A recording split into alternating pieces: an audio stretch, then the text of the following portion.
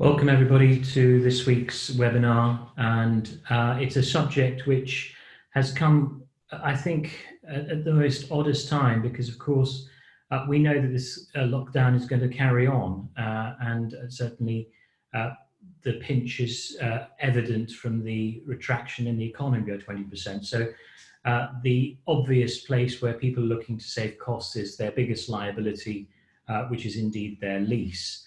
And I've got here James Harrison, who is going to go through with us a pretty thorny subject, but also a subject which I think needs a bit more guidance. Most of you have either got commercial leases, either tenants or landlords, and probably haven't looked at it for a while. And I think it's a good chance to review your lease. And certainly this webinar will help you to answer some of your questions. So I'm going to hand over to James, who is pretty seasoned professional. He's been in practice for over 24 years and has seen pretty much all the ups and downs you could ever see. But I think this is the biggest down we've ever had, James. But I think you're in good hands for the next 20 minutes or so. So James, go ahead, please.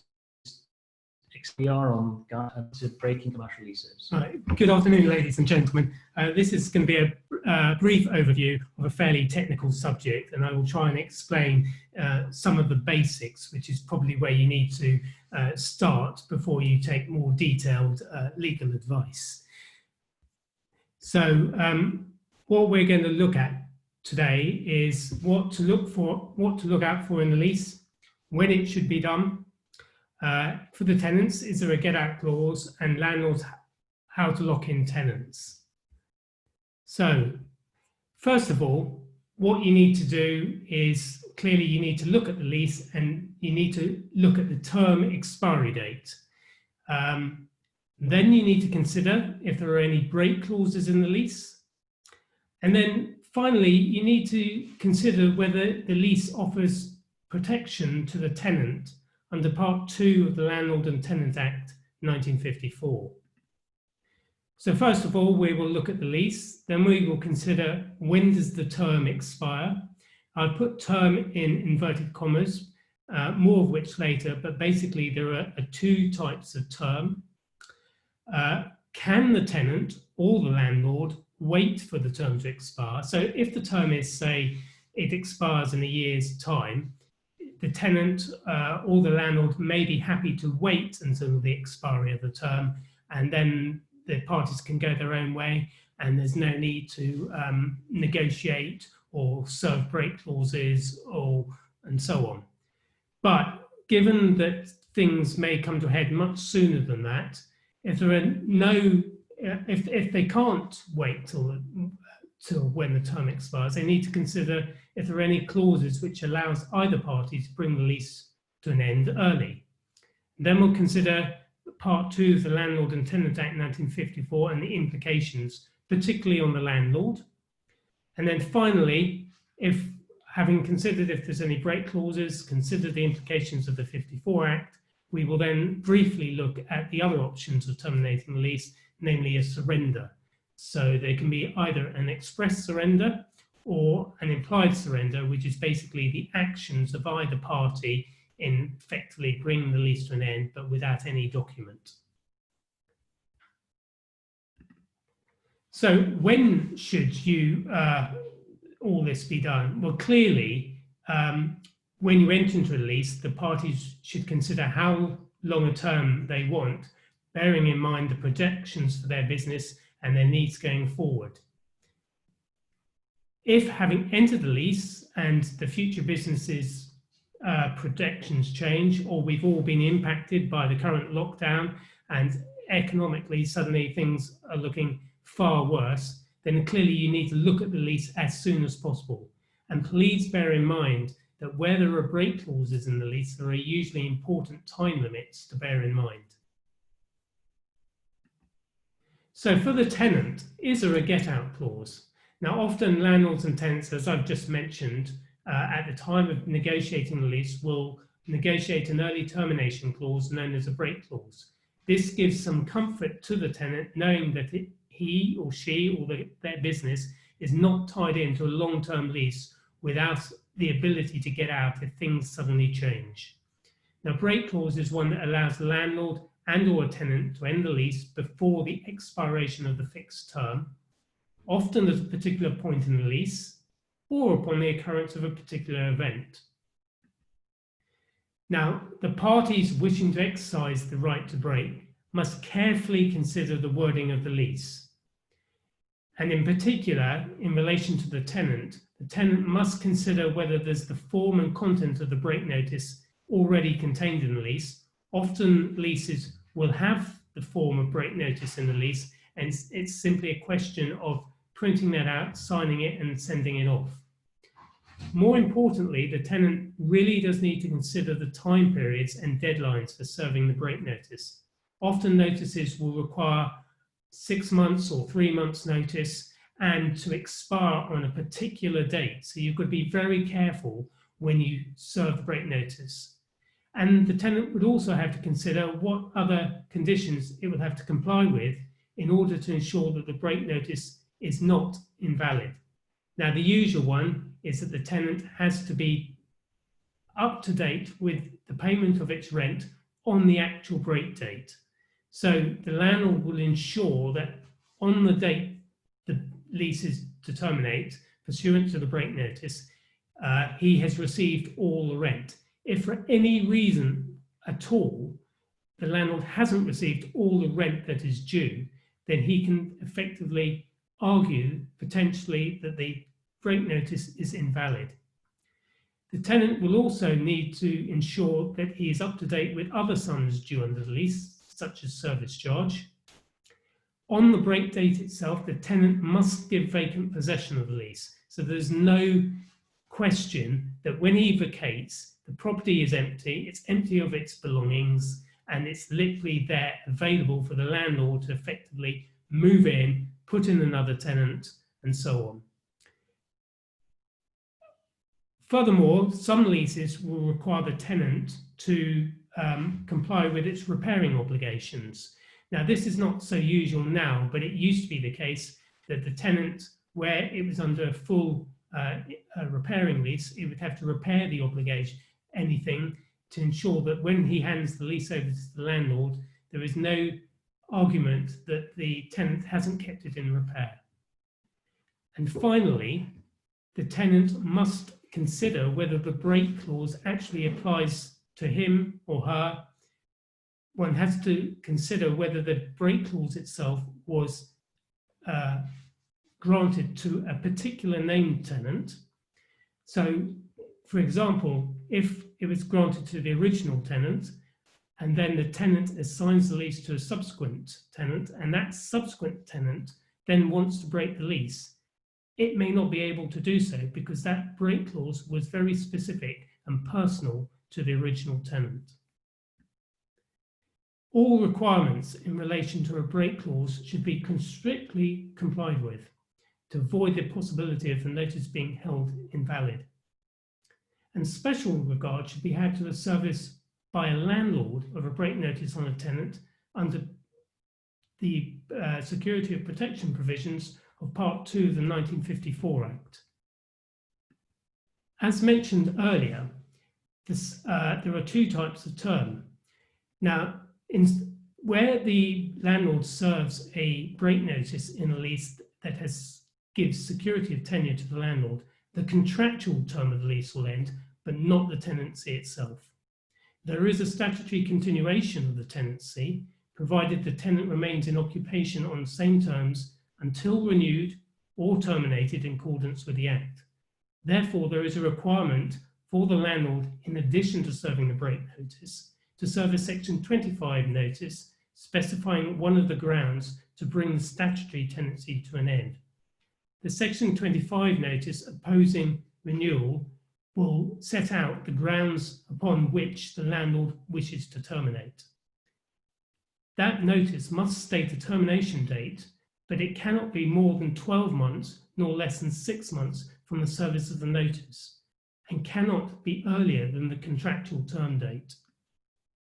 So the grounds that the landlord can put in the Section 25 notice to terminate the lease opposing the renewal of the statutory tenancy by the tenant are as follows.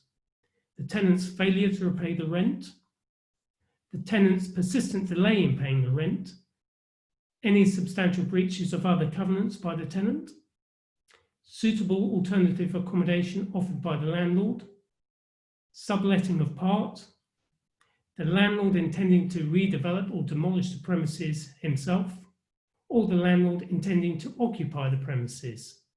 The most common ground when Section 25 notices are served is ground F, where the landlord intends to redevelop or demolish the premises. So as you can see, the grounds are fairly restrictive, and the onus is on the landlord to demonstrate any of these grounds in order to ensure that he can get rid of the tenant. Alternatively, the tenant, where it does have security of tenure under a lease protected by the 1954 Act, has various options about breaking the lease. It can simply vacate on or before the contractual term date, or it can serve a Section 27 notice by giving at least 3 months' notice to expire on or after the contractual term date. Please note that it's very, very important that the tenant vacates the premise and provides vacant possession, otherwise liability could continue. The tenant must have been in occupation for 1 month prior to serving the notice, and any notice served is irrevocable. Also, if the proceedings for the renewal of the tenancy have started, for example, if the landlord has served a Section 25 notice opposing the renewal, and initially this was disputed by the tenant who wanted to renew the tenancy, or the tenant had taken control of the process and had preempted the landlord by serving a Section 26 notice requiring a new tenancy, and at some point where the parties have either been in dispute, they put in applications to the court to ask the court to decide the proceedings. If the tenant then changes its mind, then it can simply discontinue any application for the new tenancy. And finally, if a new lease has been ordered by the court or negotiated by the parties under the proceedings, the tenant can simply just not take up the new lease. So finally, if having considered the term expiry date and the break clauses and the impacts of the 1954 Act, the parties may simply decide that the surrender would be the quickest and easiest way for the obligations to cease. Now, surrender happens when the tenant yields up the term to the landlord in order that by mutual agreement the term merges in the reversion. So often the payment is made by the tenant to the landlord as compensation for the landlord losing the right to receive the rent. There are two types of surrender. There is an express surrender, which must be by deed and is negotiated by the parties. However, if an express surrender cannot be negotiated, then one looks at the actions of the parties, and this is usually an implied surrender, or one that operates and is called by operation of law. So this happens when the unequivocal conduct of both parties is inconsistent with the continuation of the tenancy. So the landlord must have an intention to accept the surrender. Each party's actions are considered objectively. So delivery and acceptance of the keys alone by the landlord is not sufficient. There has to be some other act showing an intention by the landlord to resume possession. For example, changing the locks, reletting it, or entering the property to carry out works. Either way, when a surrender happens and finishes, the rent ceases to accrue and liability of both the landlord and tenant in the lease ceases. So that's it for this afternoon, but if you have any questions, please feel free to raise them now. Thank you so much, James. There are a few questions which have been sent to us in advance, and I just wanted to go through those first. The issue has been about waivers, and it's a question which has been, I think, clearly an issue for a lot of landlords and indeed tenants. And I wanted to ask you specifically about waivers. So waiving a breach, either creating a breach and the landlord has waived it, or the landlord has inadvertently waived the breach. How does that dealt with, James? Well, if they've inadvertently waived the breach or waived the breach, then I think it all comes down to evidence, and that effectively would be the conduct of the parties. So the conduct would be taken into account as to whether the lease has terminated. So it's the unequivocal conduct of the parties that will decide whether the tenancy has ended, and waiving of a breach, I would suggest, potentially falls into that category. Obviously, we're in a slight difficult situation with lockdown continued and rents. Really, the rental issue is a big thing for landlords, and it's a question which is really specific, not really to do with breaking leases, but to trying to have the relationship between landlord and tenant continue, but in this slight limbo position. So, can you talk a little bit about how both landlords and tenants can negotiate sort of a little bit of a payment holiday in terms of rent, particularly when there's a rent deposit deed in the background? Well, landlords and tenants should negotiate any rent payment holiday, even rent reduction, and so on. There's nothing guaranteed. There's nothing written down. Both parties need to negotiate, and where there's a rent deposit deed, the landlord can draw upon the rent deposit deed if the tenant has failed to pay the rent. But normally this would require the tenant to top up the rent deposit deed, as that would be a requirement that the landlord would never be short of money in the rent deposit deed. So that doesn't necessarily help the tenant, because although he has failed to pay the rent, he would be required to top up the rent deposit deed if the landlord decides to withdraw from that deed. So we have one question which relates to specifically to do with sort of the high street, and the high street's getting more and more empty, not just because of the crisis, but also the general sense that the internet's taking over. One question is, can you force a rent review? Because clearly there is now a downward pressure in these rents, and tenants are jumping up and down saying, hold on a second, the rents that I am paying, Debenhams were paying ridiculous amounts of rents in high streets which are getting more and more empty. So I wanted to really ask that question from one of our clients, actually, who is unable to attend today but can see the recording later on. So James, can you help with forcing the rent issue? So I think what you're asking is whether effectively you can force the rent review down. I mean, that probably is a question for a surveyor to sort of discuss, but I'm just thinking if the tenants, it is a matter of negotiation.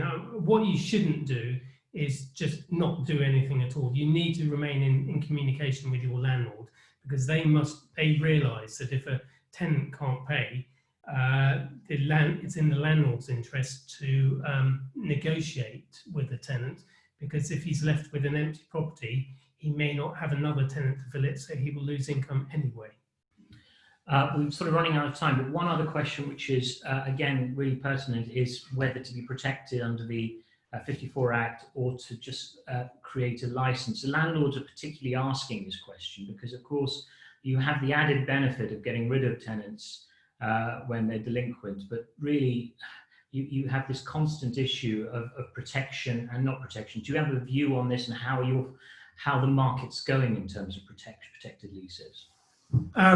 I think that protected leases are, unless they're really long leases and specifically negotiated, I would think that most landlords would do try to negotiate non-protected leases at the moment, because they want to have the ability to terminate without the going through the 1954 Act. and having to prove the grounds for terminating. So I think going forward, most leases I come across, usually the landlord doesn't wish to negotiate a new protected lease. But obviously, if they've inherited a situation where there's a protected lease, then they really they have to go forward with that, unless the parties can negotiate as to agree that going forward they will have an unprotected lease. But that is asking the tenant to give up a lot in terms of its security, and it's really a negotiating position. We're getting quite a few questions now. I'm just going to do one more last question because that's just sort of just appeared, and that's quite important. And in terms of, can a tenant still be liable for rent arrears even if the lease has been surrendered, which is quite interesting. The tenant can still be liable for rent arrears after the lease has been surrendered, particularly if the tenant considers it has surrendered it but hasn't fully vacated the property.